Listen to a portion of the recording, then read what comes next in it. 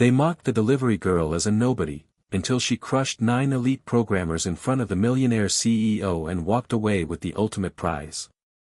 Before we dive in, drop a comment with your city, and when the story ends, rate it from 0 to 10. Let's begin. I had seen hundreds of people pass through the glass doors of NextGen Systems. Programmers who wore their resumes like armor, consultants who charged fortunes to say nothing new, interns who hoped the shine of our building would rub off on them. But that night, when the crisis broke out, the person who saved us was not one of them. She was a waitress with a tray in her hands. It started with silence, the kind of silence that follows chaos. Hours earlier, my executive team had been celebrating the government contract we were about to secure, a deal that would anchor NextGen's future for the next decade. Then, during the final review, one line of code collapsed our entire system. Everything we had promised the Department of Defense suddenly looked like smoke. My top engineers sat around the table, pale, drenched in sweat, whispering theories and contradictions. No one had an answer.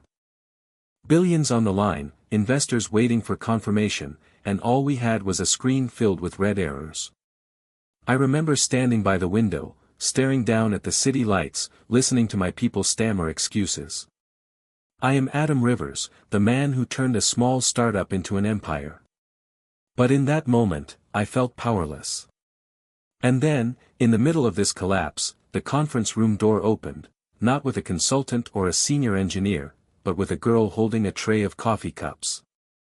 A waitress from the cafe downstairs, sent up because someone had ordered caffeine to survive the night. She should have left after placing the cups. Instead, she lingered. Her eyes flickered toward the giant screen where the error line glared like a wound. I saw the hesitation in her posture, the war between speaking and staying invisible. Finally, she said softly, "You're calling the wrong function. That's why the loop keeps crashing." The room went still. One of my engineers, offended, barked out a laugh. "Thanks, miss, but we don't need amateur opinions here." Her cheeks flushed, but her voice didn't shake. "I'm not guessing. That line, you're forcing a recursive call that cancels itself. If you replace it with a direct reference, the rest won't fail." The team turned to me, waiting for me to dismiss her. Instead, something in her confidence caught me off guard. I gestured to the screen. "Try it." Reluctantly, one of the engineers typed what she suggested. A keystroke, a pause, and then, like a dam breaking, the system stabilized. Green lines cascaded down the monitor, clean, precise, alive again. The room exhaled in disbelief. No one spoke at first. They couldn't. It wasn't just that she had been right. It was that she had done in seconds what they couldn't do in hours. My chief architect muttered under his breath, "Impossible." I turned to her. She wasn't smiling, wasn't demanding recognition. She just looked relieved, like she had finally dropped a burden she carried for too long. I asked her name. "Elina Moreno," she said quietly. That night, I realized the most brilliant mind in the building didn't come with a badge or a title. She came with a tray of coffee and the courage to speak when everyone else was drowning. As I watched her walk back toward the elevator, my mind refused to let go of her words. Not the technical solution, though it had saved us, but the tone, the certainty. And I knew, with a clarity that shook me, that this girl had just rewritten more than our code. She had rewritten the future of NextGen. I didn't know it yet, but I would not let her disappear into silence again. And that decision, mine as much as hers, would be tested sooner than I imagined. The next morning, the building looked the same from the outside, steel, glass, the mirrored arrogance of corporate power, but inside, something had shifted. The team walked around with the kind of unease you can't cover with polished shoes and expensive suits. They knew what had happened the night before. They knew that a girl with no degree, no contract, no business being there had done what they couldn't. And they knew that I had seen it. I sat at the head of the boardroom table, watching my directors murmur about damage control, proposals, reports. They spoke in jargon designed to protect their egos. I let them talk, then raised a hand, silencing the room. "Call her," I said simply. They stared at me. One cleared his throat. "Sir, the waitress. She doesn't work for us. It was an accident. Nothing more. Nothing more." I repeated. I stood, my voice low but sharp. That nothing saved this company from losing a government contract worth $400 million. If she hadn't walked in, we would still be staring at error logs right now. No one answered. They didn't need to. Their silence told me everything. They weren't afraid of the code. They were afraid of what it meant that she had solved it. By noon, Elina was back in my office. She wore the same plain uniform, her hair tied back in a careless knot. She didn't look like a savior, she looked like someone caught between wanting to vanish and daring not to. She stood by the door, nervous. "You asked for me?"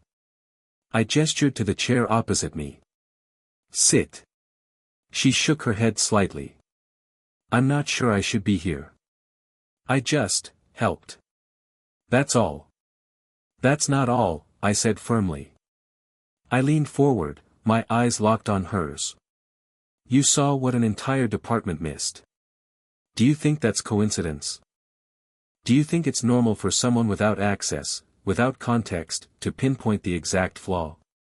Her voice was steady but quiet. "I've studied. On my own. Nights, mostly. Books, online courses. I don't have a diploma, if that's what you're looking for. But I know the language of code better than the one people expect me to use when I serve coffee." I should have felt triumphant, the master of the game uncovering a hidden talent, but instead I felt something closer to shame, that she had been forced to bury her gift while lesser minds sat in offices we paid millions for. "I want you here," I said finally. "Not as staff in a cafe. As staff at NextGen." Her eyes widened. "You're offering me a job." "A temporary contract," I clarified. "I need to see if what I witnessed last night wasn't luck. You'll have access to resources, projects, everything my engineers have. You'll be paid fairly. And if you prove yourself," I paused, letting the weight of the moment hang. "It won't be temporary." She hesitated. "Why me? You could hire anyone with a degree, anyone with 10 years of experience. People who know how to play your game." "Because degrees don't interest me," I said, my voice low. "Results do. And you already gave me the best result I've seen in months." For a moment, the silence between us stretched. Then she straightened her shoulders. "If I say yes, I want one condition." I raised an eyebrow. "You're negotiating with me?" "Yes," she said, her tone firm. "If I come here, I don't want pity. I don't want people whispering that you brought me in because you felt sorry for a waitress. I want respect. Earned, not granted." A faint smile tugged at my lips. "Then earn it. And I promise you, I'll treat you with more than respect." That afternoon, she signed the papers. And by the end of her first day, she had done what most rookies never dare, she completed the tasks faster, cleaner, and sharper than the men who doubted her. They muttered excuses, claimed she had been given easy assignments. But I saw the truth in their eyes, fear. As I watched her leave that night, her steps quick but confident, I realized I had invited not just an employee into my company but a storm. And storms, I knew too well, never pass without destruction. Success has a strange way of breeding silence.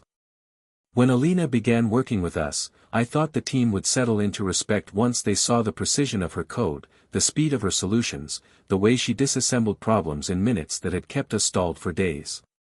But instead of applause, I noticed whispers. I've spent my life in boardrooms, and I know the sound of envy better than applause. It's quieter, sharper, and far more dangerous. One evening, long after the others had left, I walked through the glass-walled lab.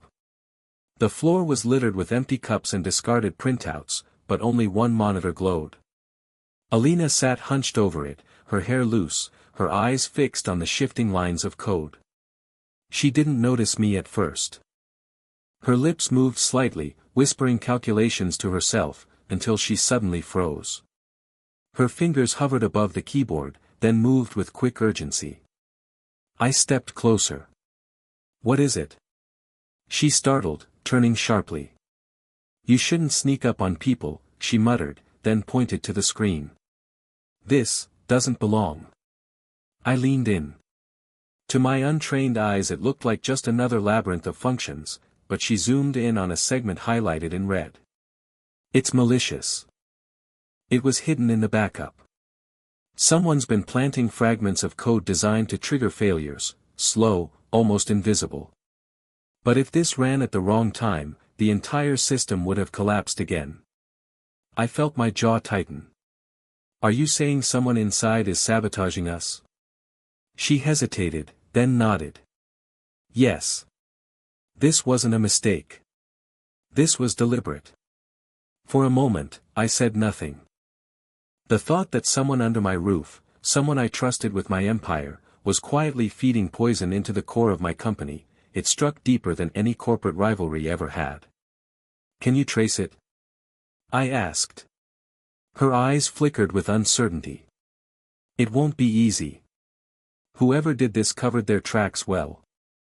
But if I dig through enough layers, I might find a pattern. I just need time." "You'll have it," I said firmly. "And you'll have protection. No one else knows about this until you finish. Do you understand?" She gave me a sharp look. "Protection? You make it sound like we're at war." I leaned closer, my voice low. "We are. And the enemy is one of us." For the next few days, I watched her move through the office like a shadow, her focus unbroken. She scribbled notes on napkins, cross-checked files, traced lines of code with the persistence of someone who had more at stake than a paycheck. Meanwhile, I studied the faces of my executives, wondering which of them smiled too quickly, which of them looked away when I mentioned security. On the fourth night, she came into my office, pale but triumphant. She dropped a folder onto my desk. "I found it. An ex-employee. He still has access he shouldn't. He's been routing code through old accounts. He's not just trying to hurt the company, he's trying to ruin you." I opened the file and saw the name. Recognition struck immediately. A man we had fired years ago after a bitter disagreement, a man who had vowed he'd make us regret it. Somehow, his ghost had been living in our systems, feeding us poison from afar. Elina crossed her arms. "I locked him out, but he'll try again. People like him don't stop until someone makes them stop." Her words lingered in the air. She wasn't just a waitress anymore, or even a temporary employee.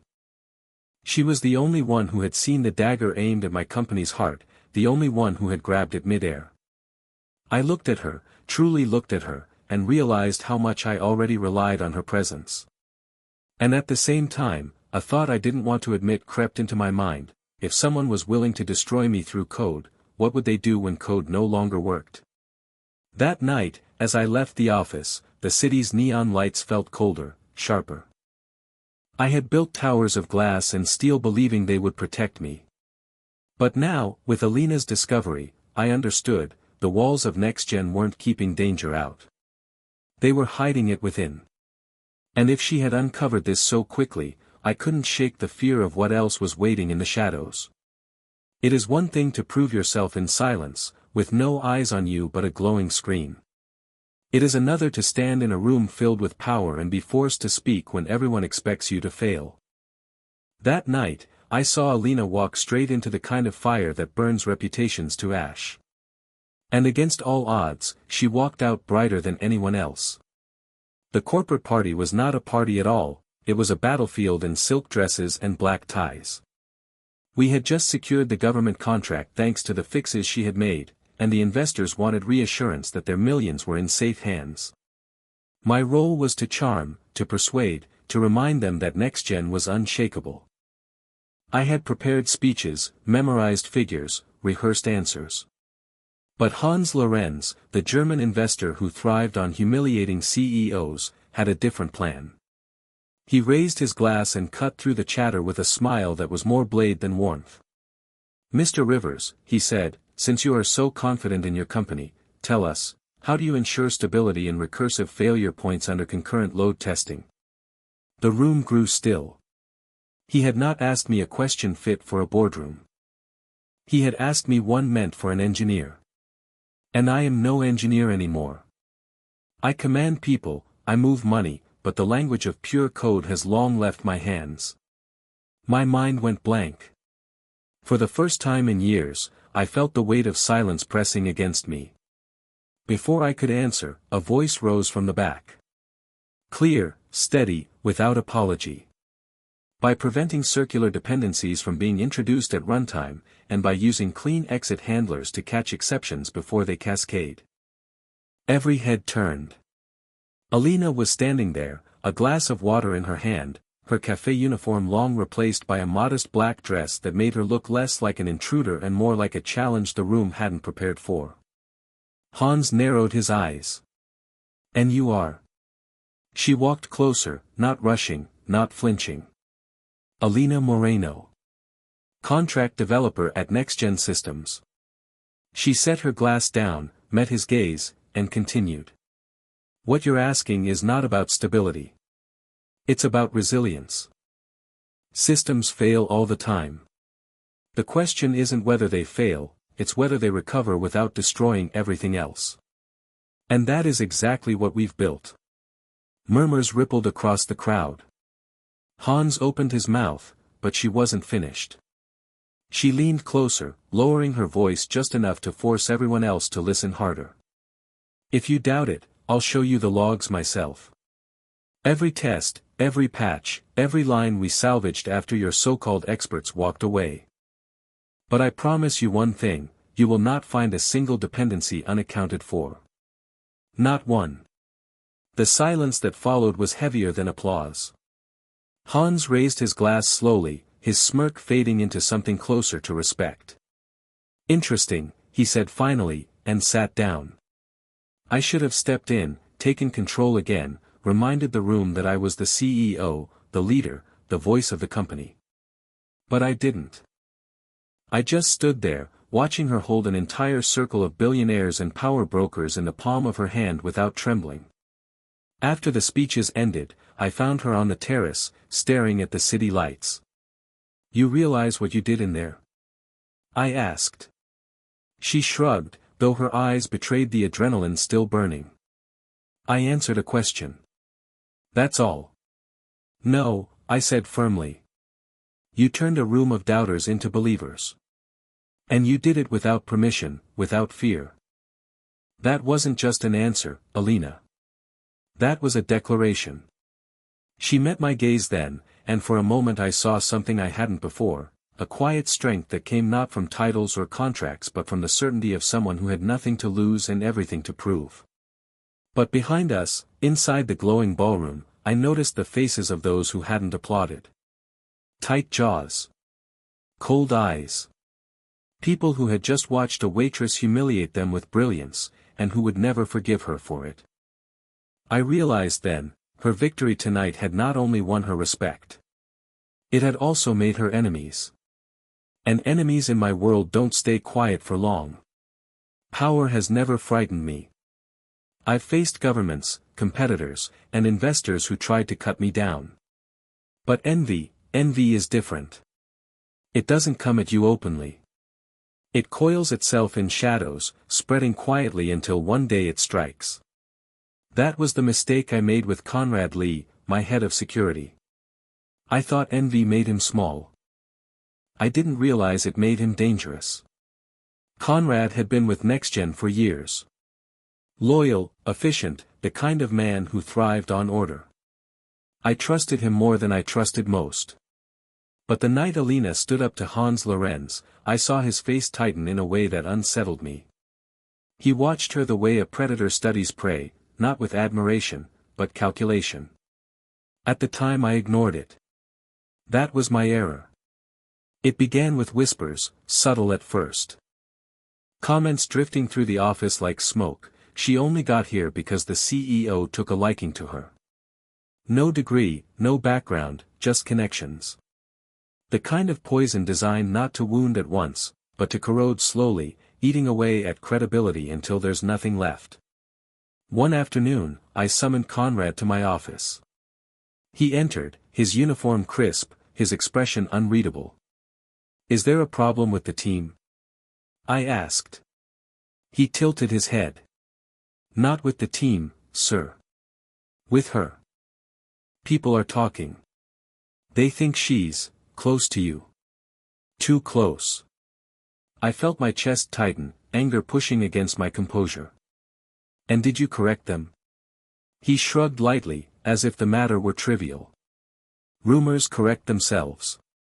If there's no fire, the smoke fades. But if there is fire," he let the sentence hang. I leaned forward, my voice sharp. "Conrad, listen to me carefully. She is here because she earned it. If anyone questions that, they answer to me." His eyes flickered with something I didn't like, something cold, defiant.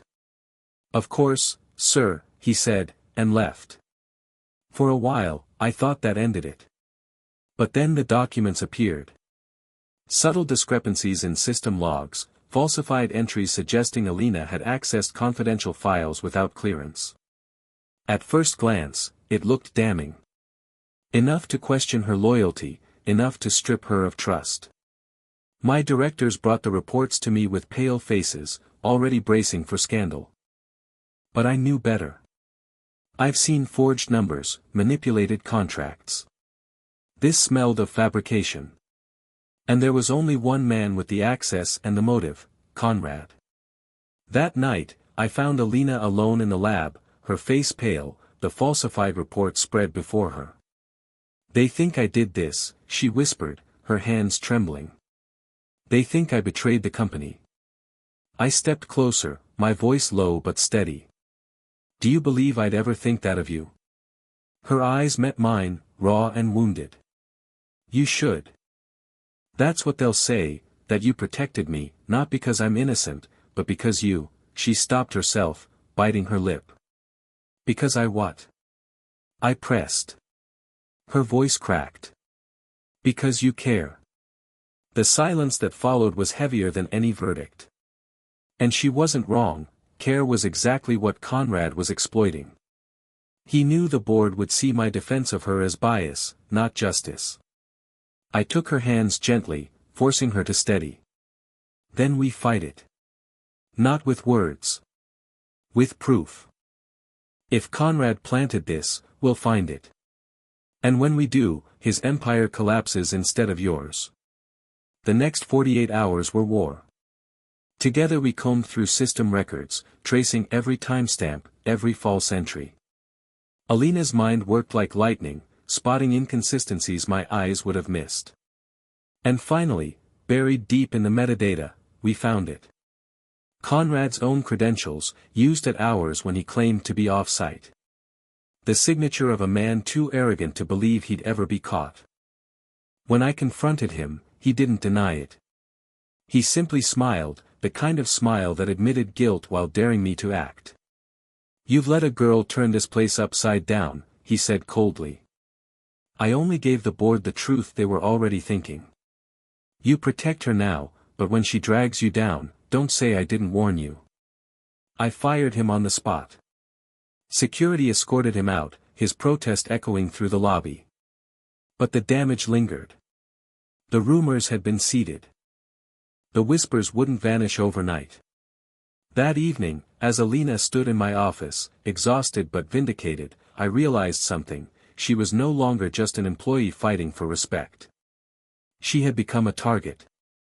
And in my world, once you are a target, the past has a way of resurfacing in the most brutal ways. And sure enough, before the week was over, the past came back for her, with accusations dark enough to ruin everything. There are storms you can predict: market crashes, hostile takeovers, rivals circling like vultures. But the most dangerous storm is the one that comes from a place you never thought to look: the past. And Elina's past arrived at our doorstep with the precision of a blade aimed straight at her heart. It began with headlines. Early one morning, my assistant laid a stack of newspapers on my desk, his face pale. Across the front page of every major outlet blazed the same accusation: NextGen's prodigy exposed, Elina Moreno expelled for plagiarism. The articles painted her as a fraud who had cheated her way through university, caught copying entire research projects, stripped of her academic standing. They claimed she had been erased from official records, a disgrace no one had bothered to mention until now. I felt the blood drain from my face. I called her into my office immediately. She entered carrying her usual notebook, but when she saw the headlines, the color vanished from her cheeks. She froze, the papers trembling in her hands. "Tell me this isn't true," I said quietly. Her voice was steady, but her eyes betrayed the storm inside her. "It isn't. But it will look true, because someone powerful made sure it would." I leaned forward. "Explain." She drew a breath, forcing the words out. "I was in my third year at university. My thesis was on adaptive code ecosystems, work I'd spent months perfecting. But my professor, he wanted it for himself. He demanded I sign it over, let him publish it under his name. When I refused, the accusations started. Plagiarism, dishonesty, fabricated sources. I was expelled in disgrace. I appealed, but no one listened. He had friends on the board. I was 20, Adam. I had no money, no allies. I couldn't fight him. For a moment, anger eclipsed reason. I slammed my fist against the desk, the sound echoing through the glass walls.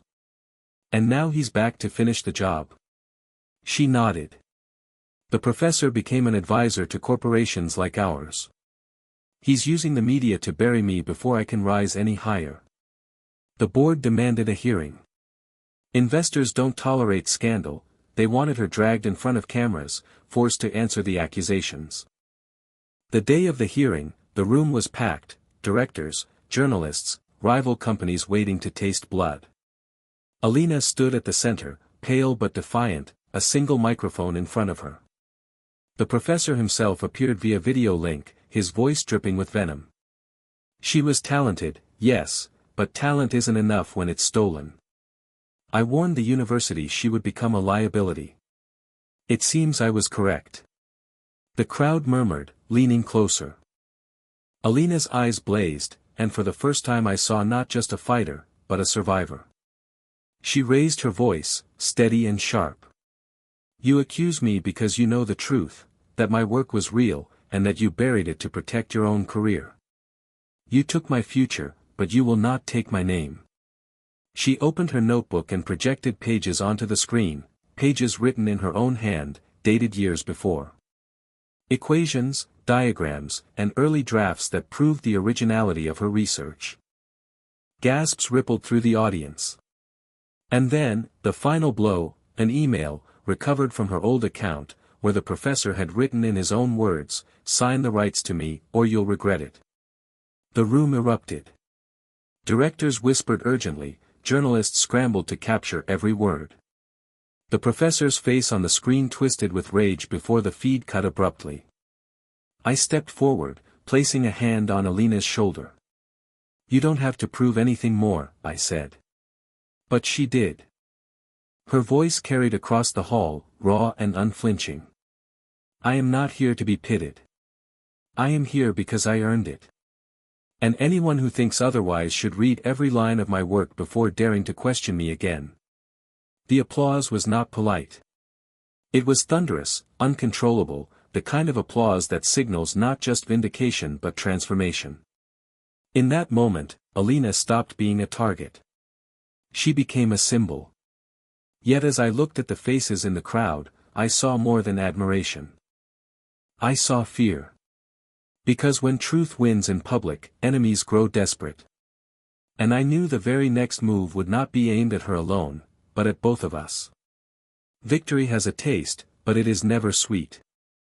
When Elina walked out of that hearing vindicated, the journalists swarmed her, the board muttered excuses, and the investors who had doubted her now rushed to shake her hand. To the world, she had become a heroine in the span of an afternoon. But I saw something else in her eyes as we left the building: exhaustion, the kind that no amount of applause can cure. That evening, I found her alone in the top-floor lounge, sitting by the glass wall, the city stretched like fire beneath her. She wasn't celebrating. She was staring into the distance, a glass of water untouched on the table. For a long moment, I just watched her, realizing how much space she now occupied in my thoughts. "You should be downstairs," I said finally, breaking the silence. "The press wants photographs, the investors want your name on their lips." She turned her head slowly. "They don't want me. They want the story. The poor waitress who suddenly proved herself. The victim who fought back. They'll use it for a week, maybe 2. Then they'll forget." I stepped closer, lowering my voice. "Not if I don't let them." Her eyes narrowed. "What do you mean?" "I mean," I said carefully, "that I want you at the heart of this company. Not as a symbol, not as a charity case, but as what you are, the sharpest mind we have. Head of innovation." She blinked, her composure cracking. "You can't be serious." "I've never been more serious." I sat opposite her, leaning forward. "You've already saved us twice, first with the contract, then by exposing sabotage, and now by standing up to corruption. You're not a newcomer anymore. You're the future." Her lips parted, but no words came. For a long time she just looked at me, as if searching for the trap hidden in my offer. Finally, she whispered, "And what will people say? That you gave me the role because you—" She stopped herself, biting back the word. "Because I what?" I asked quietly. Her gaze dropped to the untouched glass. "Because you care." The silence between us was charged. I should have laughed it off, turned it into another negotiation, another calculation. But I couldn't. Because she was right. I did care, more than I had cared about anyone in years. I stood, walking to the window. Let them say what they want. They've doubted me before, and I've outlived every doubt. This company is mine. And I want you beside me, not behind me. When I turned back, she was watching me with something raw in her eyes, fear, yes, but also a flicker of trust fighting its way through. She stood, slowly, and walked until she was only inches away. "If I accept this," she said softly, "there's no going back. Once I take that seat, I become more than just myself. I become a target again." I held her gaze. "Then let them aim at both of us." Her breath caught, but she didn't step away. For a moment, the air between us was electric, filled with every unspoken truth we had both been avoiding. Then she placed her hand lightly on my arm, just for a second, before pulling away. "Head of innovation," she said, her voice steadier. "If that's what you want, then that's what I'll be." The next day, when I introduced her to the company as the new head of innovation, the room erupted in applause. Some sincere, some forced, some seething. But none of it mattered. She stood there tall, her name now etched into the legacy of NextGen. Yet as the crowd cheered, I couldn't shake the feeling that what had just begun between us was larger than titles, larger than the company itself. And when the invitation arrived from Paris, I knew her story, and ours, was about to leave this city behind. Power looks different in every city. In New York it wears steel and glass, in Berlin it hides behind polished diplomacy, in Paris, it struts openly beneath chandeliers and gilded ceilings. That was where I took Elina next, not because she wanted the spotlight, but because the world demanded to see her. When the invitation arrived for the European Technology Summit, I knew this was no longer about contracts or investors. This was about placing her in front of those who decide the future of entire industries. The conference hall in Paris was a palace disguised as a meeting space. Marble pillars, velvet drapes, translators whispering into headsets as the elite of the tech world traded secrets over champagne. I had stood on that stage before, delivered speeches rehearsed to perfection, but that night the spotlight wasn't mine. It was hers. She stood backstage, clutching her notes like a lifeline. I saw the tremor in her hands, though she tried to hide it. "I don't belong here," she whispered, her voice so low I almost missed it. I stepped closer, lowering my tone until only she could hear. "Elina, look at me. You belong here more than anyone in this building. They don't know it yet, but they're about to." Her eyes met mine, uncertain but searching. For a second, I saw the waitress who had once carried coffee into a room of panicked executives. And then I saw the woman who had silenced an entire boardroom with nothing but truth. She drew a breath and nodded. When her name was announced, the hall fell quiet. She walked onto that stage without faltering, her black dress simple against the grandeur of the room. And then she began.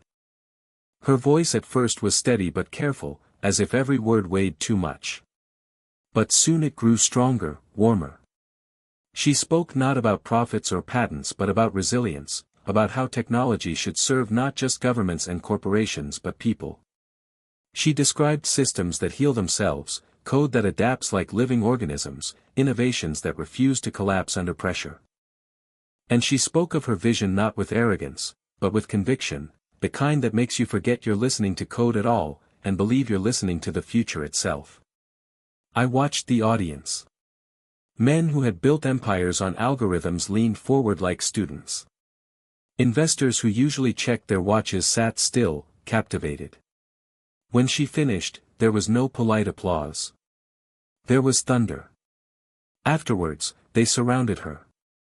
Executives pushing business cards into her hands, journalists begging for interviews, investors asking how soon they could fund her projects.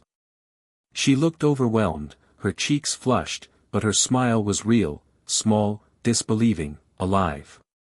Later, on the balcony overlooking the Seine, away from the cameras and lights, she leaned against the railing, her voice trembling with something between laughter and fear. "Did you see them? They listened. They actually listened to me." I stood beside her, the city glowing beneath us.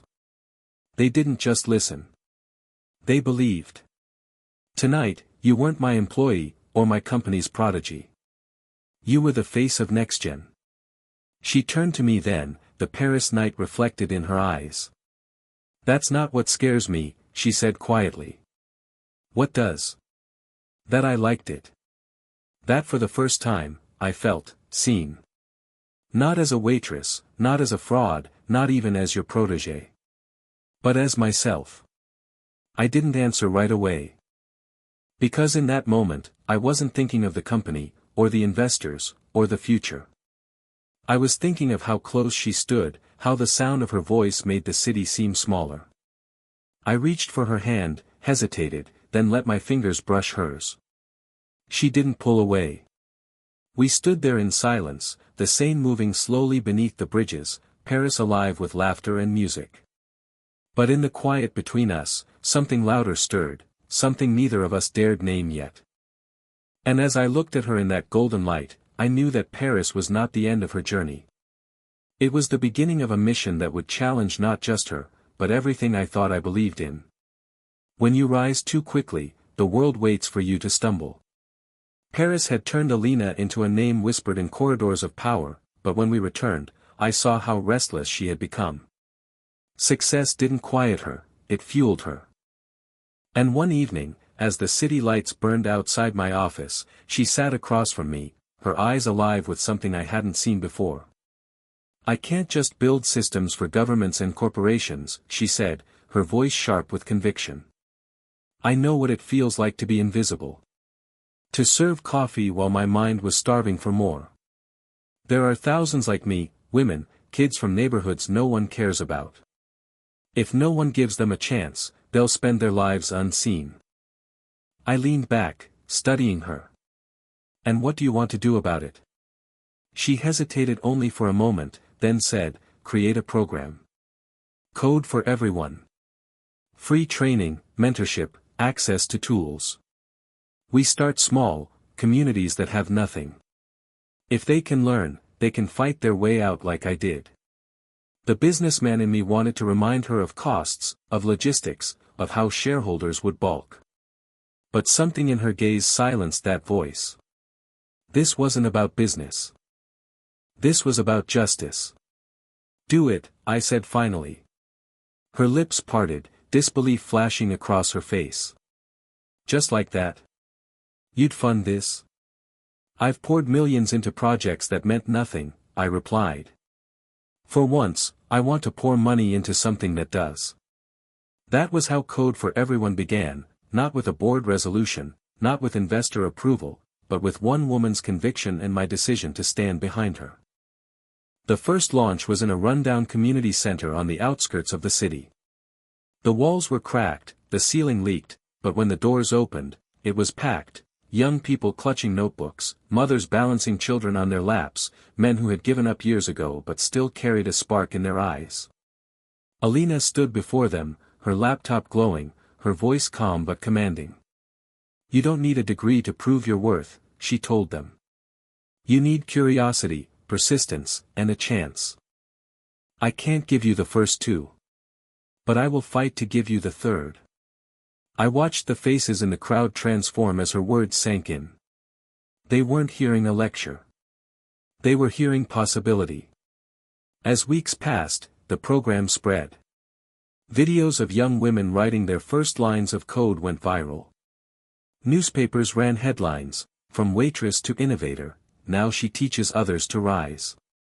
Even the investors who once dismissed her now praised her, eager to be associated with her name. And yet, I saw the toll it took, long nights, endless travel, the weight of carrying not just her own future but the futures of so many others. One night, after a long session at the center, I found her sitting on the steps outside, her shoulders slumped. I sat beside her, the street lamp above flickering weakly. You can't save everyone, I said quietly. She looked at me, her eyes tired but burning. I'm not trying to save everyone. I'm trying to prove that no one is beyond saving. Her words cut through me. For years I had measured worth in profit margins and contracts.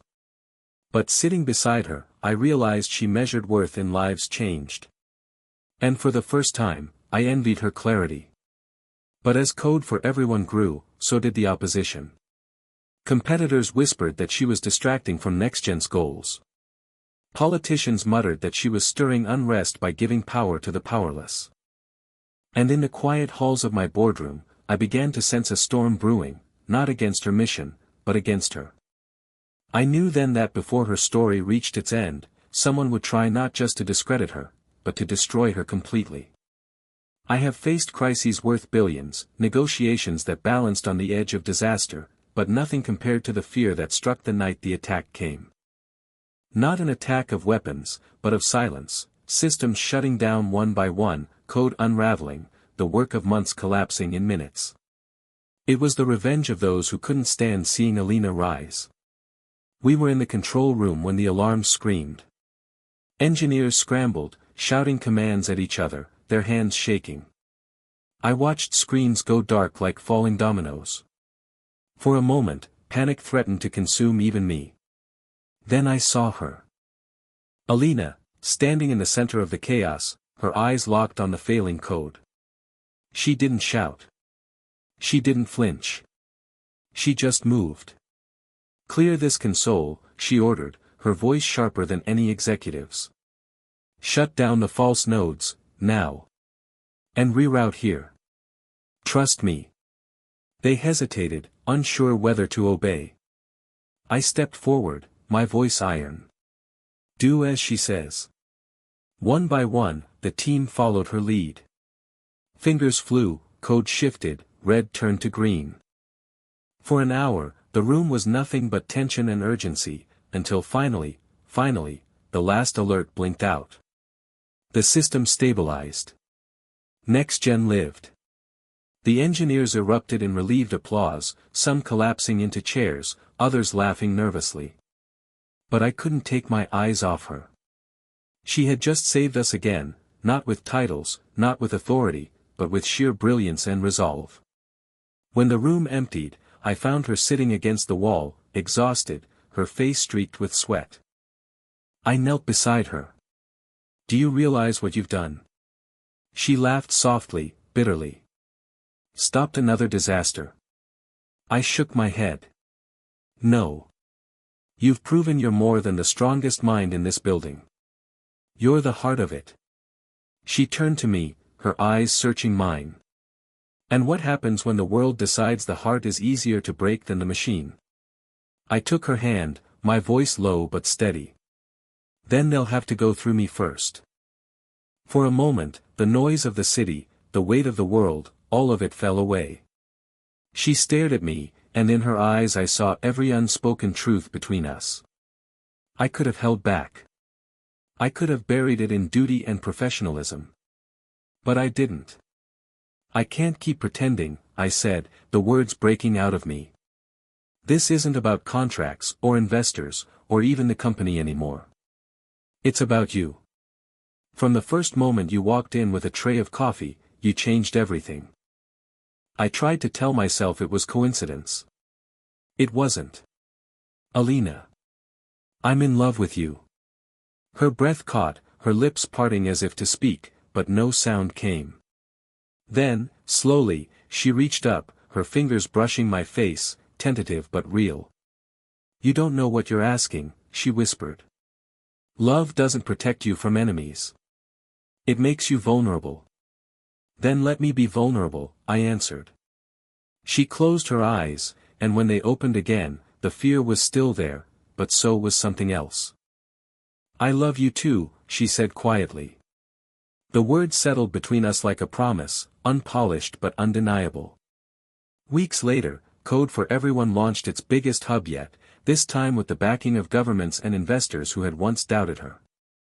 At the opening ceremony, she stood beside me, no longer in anyone's shadow, no longer invisible. Cameras flashed, applause thundered, but all I saw was her hand in mine. When the speeches ended, I whispered, "Do you see what you've built?" She smiled faintly. "Not just me. Us."